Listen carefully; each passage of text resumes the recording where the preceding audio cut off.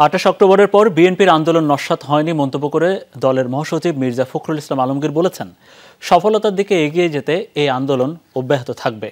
জাতীয় প্রেসক্লাবে বিএফইউজে ও ডিইউজের একাংশের আয়োজিত ইফতার ও দোয়া অনুষ্ঠানে এসব কথা বলেন তিনি। মির্জা ফখরুল বলেন, সমস্ত জাতি আজ ভয়াবহ পরিস্থিতির সম্মুখীন। সরকার সবকিছু তছনছ করে দিচ্ছে। বলেন, ফ্যাসিবাদ যখন আক্রমণ করে তখন তাদের হাত থেকে গণমাধ্যমও রেহাই পায় না। বাংলাদেশকে স্বাধীন রাষ্ট্র নয়, ফ্যাসিবাদী রাষ্ট্র মনে হয় বলেও মন্তব্য করেন বিএনপি মহাসচিব। হুঁশিয়ারি করেন, ডান বাম সকলে মিলে দৃঢ়ভাবে জাতীয় ঐক্য গড়ে তুলে সরকার পতনের কাজ করতে হবে।